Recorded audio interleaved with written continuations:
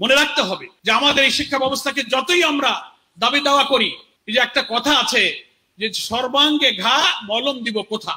জাতি এতকাল এক এক সময় এক এক অপশাসন, স্বৈর শাসন, সেকুলার এবং নাস্তিক্যবাদী শাসকদের হাতে পড়ে আমাদের শিক্ষা ব্যবস্থা কিন্তু তছনছ হয়ে গেছে। ফলে আমরা আজকে এই দাবি করতে চাই, ওই দাবি করতে চাই, এইটা করতে হবে, কিন্তু একটা জায়গায় মেরামত করে এই জাতির আসল আশা কিন্তু পূর্ণ হবে না। কারণ আমাদের বর্তমান যে শিক্ষা ব্যবস্থা আমাদের দেশে চলছে, এক এক সময় এক এক সরকার আসেন, নতুন করে দর্শন দেন, শিক্ষা কমিশন গঠন করেন। এখন সর্বশেষ এই ফ্যাসিবাদী হাসিনা সরকার শিক্ষা ব্যবস্থাকে যে প্রান্ত সীমায় তারা নিয়ে গিয়েছে, চরিত্র নৈতিকতা ধ্বংস করেছে, মূল্যবোধ ধ্বংস করেছে, আমাদের সন্তানদের চরিত্রহীন করে গড়ে তোলার জন্য পাঠ্যপুস্তক থেকে ইসলাম এবং ইসলামী আকীদা সংক্রান্ত সবকিছুকে তুলে দিয়ে নাস্তিক্যবাদী, বস্তুবাদী এবং সেই সমকামী শিক্ষা এবং জেন্ডার থিঙ্কিং এর নামে আমাদের শিক্ষা ব্যবস্থাকে তারা শেষ করে দিয়েছে। এবং যে কারণে আজকে বিশ্ববিদ্যালয়ের বড় বড় প্রফেসর থেকে শুরু করে প্রাইমারি স্কুলের টিচার পর্যন্ত জনগণের নৈতিকতা, ছাত্রদের নৈতিকতার কথা কি বলবো, শিক্ষকদের নিজেদের নৈতিকতা তারাই ধ্বংসের পন্থসীমায় নিয়ে চলে গিয়েছে। ফলে আমাদের এই জোড়া তালি দেওয়া শিক্ষা ব্যবস্থা দিয়ে যতই আমরা এটাকে মেরামত করতে চেষ্টা করি, আমাদের জাতির সেই আশা আকাঙ্ক্ষা, আমাদের নতুন বাংলাদেশ যেটার স্বপ্ন আমরা দেখছি, আমাদের সোনার ছেলের রক্ত দিয়ে যে নতুন বাংলাদেশ গড়ার জন্য, নতুন দেশ বিনির্মাণের জন্য আমাদেরকে রক্তের ঋণ দিয়ে গেল, সে ঋণ কিন্তু শোধ করা যাবে না।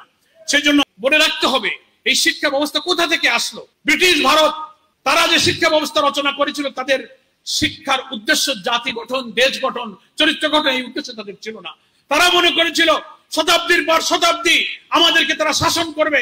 সেজন্য শিক্ষা ব্যবস্থাকে একটা কেরানি তৈরি করার শিক্ষা পাঠ্যপুস্তকে, কারিকুলামে, সিলেবাসে এমন ভাবে তারা সাজিয়েছিল যে এক ঝাঁক কেরানি তৈরি হবে এবং সেখানে একমুখী সমস্ত কিছুর মূল্যবোধ, সংখ্যাগরিষ্ঠ মানুষের আকীদা, ইসলামী মূল্যবোধকে তার মধ্যে ধারণ না করে তারা জাতিকে বিভক্ত করে ডিভাইড এন্ড রুল পলিসির মধ্য দিয়ে শিক্ষা ব্যবস্থাকেও তারা বিভক্ত করে ফেললো। একদিকে মাদ্রাসা শিক্ষার নামে সীমিতভাবে, যেখানে আধুনিকতা, জ্ঞান, বিজ্ঞান, প্রযুক্তির কোনো চিহ্ন থাকলো না, নির্দিষ্ট কিছু ইসলামের নামে বিকৃত চিন্তা দিয়ে একটা শিক্ষা দাঁড় করানো হলো, বলা হলো এটা হলো একটা মাদ্রাসা শিক্ষা। আবার আধুনিক শিক্ষার নামে এমন একটা কিছু করা হলো যেখানে জ্ঞান বিজ্ঞানের কথা বলা হলো ঠিকই, কিন্তু প্রকৃত শিক্ষা সেখানে হলো না, চরিত্র নৈতিকতার কোনো স্পর্শ সে আধুনিক শিক্ষায় থাকলো না। একদিকে সৃষ্টি হলো মিস্টার, একদিকে সৃষ্টি হলো মৌলবী। জাতি দুই ভাগে বিভক্ত হয়ে গেল। একই পরিবারে, একই সমাজে দেশ, জাতি, দর্শন সম্পর্কে মারাত্মক চিন্তার বিভক্তি সৃষ্টি করে ব্রিটিশ এখানে আমাদেরকে দীর্ঘকালের শাসনের স্বপ্ন তারা দেখেছিল। কিন্তু আমাদের শহীদ আব্দুল মালেক শিক্ষার এই বৈষম্য, জাতিকে বিভক্ত করার এই ষড়যন্ত্র সম্পর্কে তিনি বলেছিলেন, আমাদের শিক্ষা হবে একমুখী শিক্ষা। আমরা মুসলিম, আমাদের জাতিসত্তা, আমাদের ঈমান, আমাদের মূল্যবোধ দিয়ে আমরা তো ডাক্তার হব, ইঞ্জিনিয়ার হব, বিজ্ঞানী হব, আমরা কবি হব, সাহিত্যিক হব, আমরা আলেম হব, যা কিছুই হব, প্রত্যেকের মধ্যে ইসলামের মূল্যবোধের বেসিক চিন্তা থাকবে। ডাক্তার হবে, মুসলিম ডাক্তার হবে, ইঞ্জিনিয়ার হবে, মুসলিম ইঞ্জিনিয়ার হবে, সাহিত্যিক অধ্যাপক হবে, তারা মুসলিম সাহিত্যিক, কবি, অধ্যাপক হবে, যার বেসিক একটা পর্যায় পর্যন্ত ইসলামের বেসিক জ্ঞান থাকবে। তারপরে জ্ঞান বিজ্ঞান শিক্ষার সকল শাখায় সে বিশেষত্ব সে অর্জন করবে।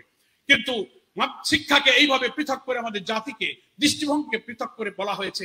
আর রাজনীতি অঙ্গনে বিদেশি আধিপত্যবাদের যে থাবা চলছে, তাতে একদিকে শিক্ষার এই এলোমেলো অবস্থা আর রাজনীতির এই এলোমেলো অবস্থা মিলে আমাদের জাতির ভবিষ্যৎকে অন্ধকারের দিকে নিয়ে যাওয়া হয়েছে। তাই আমি সংক্ষেপে বলবো, ক্ষতবিক্ষত শিক্ষা ব্যবস্থার কোন কোন জায়গায় আলাদা মলম লাগানো, তালিপটি লাগানোর কথা নয়। গোটা ব্যবস্থাকে ভেঙে, এই সভ্যতাকে ভেঙে নতুন সভ্যতা গড়ার জন্য গোটা শিক্ষক সমাজকে আন্দোলনে এগিয়ে আসতে হবে।